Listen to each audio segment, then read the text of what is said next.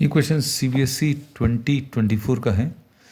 The statement of the problem से sketch the graph of y equal to x modulus of x and hence find the area bounded by this curve x axis and the ordinates x equal to -2 and x equal to 2 using integration. तो इसमें integration वाला part जो है that is very easy, मतलब area का calculation बहुत आसान रहेगा। The only thing in this problem is sketching the graph to understand the function y is equal to x into modulus of x, ये दिया है। अब फॉर x ग्रेटर देन और equal to 0 modulus of x can be written as x। अगर x positive है तो ये modulus function को अभी हम लोग इक्वल टू x लिख सकते हैं, and for x smaller than 0 हम लोग मॉड्यूलस ऑफ x को इक्वल टू -x लिख सकते हैं। x अगर नेगेटिव है तो ये क्या करेगा, अंदर वाले नंबर को पॉजिटिव में कन्वर्ट करेगा। तो पॉजिटिव में कन्वर्ट करने का तरीका क्या है, नेगेटिव नंबर को नेगेटिव साइन से मल्टीप्लाई करते हैं। So this function can now be written as y is equal to x mod of x which will be written as x square for x greater than or equal to 0, and this will be written as -x square for x smaller than 0. So now you have to draw two graphs, y equal to x square का graph और y is equal to -x square का graph. y equal to X square का जो graph है ये एक parabola का graph है। और पैराबोला कैसा, इसमें x के ऊपर इवन पावर है, मतलब curve will be symmetric about y axis, मतलब y एक्सिस के लेफ्ट साइड में जैसा ग्राफ आना है वैसा ही राइट साइड में आएगा। तो y is equal to X square का ऐसा कुछ ग्राफ आता है, y is equal to X square का।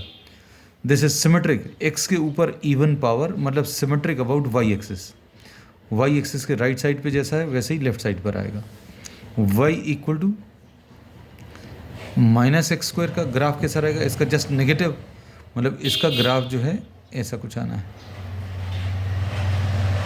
अब इसमें इन्होंने क्लियरली बोला है क्या कि आपको जब x पॉजिटिव है, जहाँ पर x पॉजिटिव है, x ग्रेटर देन और इक्वल टू 0, तो y equal to X square का ग्राफ लेना है। तो y equal to X square वाला मतलब ये वाला ग्राफ कब लेना है, x ग्रेटर देन 0, मतलब ये वाला पार्ट अभी हम लोग इससे लेंगे। फिर उसके बाद x स्मॉलर देन 0 मतलब x की नेगेटिव वैल्यूज़ के लिए, x की नेगेटिव वैल्यूज़ के लिए ये वाला ग्राफ नहीं लेना, x की नेगेटिव वैल्यूज़ के लिए हमें y equal to -x square वाला ग्राफ लेना, मतलब ये वाला ग्राफ अभी हम लोग सिलेक्ट करेंगे। तो फाइनली जो डायग्राम अभी हम लोग मिलेगा वो ऐसा कुछ रहेगा।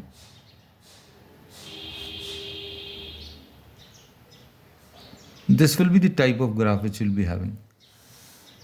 अब इसका एरिया हम लोगों को कैलकुलेट करना है, किस किस के बीच में। This is to be calculated between x equal to -2 से लेकर x इज इक्वल टू +2 तक। Drawing a bit larger diagram, a bigger diagram. ये आ गया और ये आ गया, ये ऐसा कुछ है, ये पूरा ऐसा कुछ था। अभी हम लोगों ने सिर्फ ये वाला हिस्सा लिया है, नेगेटिव वाली वैल्यूज़ के लिए ये वाला ग्राफ लिया है। अब कौन सा, x इक्वल टू -2 ये कोऑर्डिनेट आ गया और x इक्वल टू +2 एक ही ऑर्डिनेट आ गया। तो अब हम लोगों को ये कहा है find the area bounded by this curve, the x axis and these ordinates, मतलब this is the area which is to be found out. अब सिंस दिस इज सिमेट्रिक, ये सिमेट्रिक ग्राफ है, तो अभी हम लोग बोलेंगे आप एक तरफ का, कोई भी एक तरफ का एरिया कैलकुलेट कर लीजिए। The most common mistake done by the students in solving this problem is they tend to solve this problem directly from -2 to +2। -2 से +2 अगर आप कैलकुलेशंस करेंगे तो आंसर इसका 0 आ जाएगा। So don't do this mistake. हम लोग क्या करने वाले हैं, we are taking a strip whose height is y and the thickness is dx. तो area of this strip will be y into dx। और टोटल एरिया कैसे मिलेगा, y into dx आप ले लें, कहाँ से कहाँ तक, x इक्वल टू 0 से लेकर x इक्वल टू 0 से लेकर x इक्वल टू 2 तक, और इसका डबल कर दें। तो ये आपको डबल क्यों, क्योंकि जितना एरिया इस तरफ आएगा इतना ही एरिया यहाँ पर भी मिलेगा। तो ये आ जाएगा 2 y की जगह अभी हम लोग क्या लिख देंगे, एक्स स्क्वायर। क्यों? क्योंकि अभी हम लोग ये वाला एरिया कैलकुलेट कर रहे हैं। किसी के मन में ये क्वेश्चन आ सकता है, why are we not substituting y equal to minus X square. तो क्योंकि अभी हम लोगों ने जो कैलकुलेशंस कर रहे हैं, we are doing the calculations for this part. इसका इस एरिया का कैलकुलेशन करके उसका डबल करने वाले हैं, 0 से 2। और अगर ये वाला करना होता तो y equal to minus X square लेते, फिर लिमिट्स क्या आ जाती हैं, 0 से -2।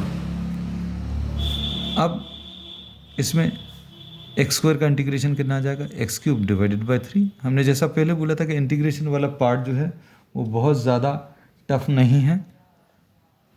The only part was which was important was the sketching part. Upper value रख लीजिए, 2 cube divided by 3 -0, so this will be 16 divided by 3।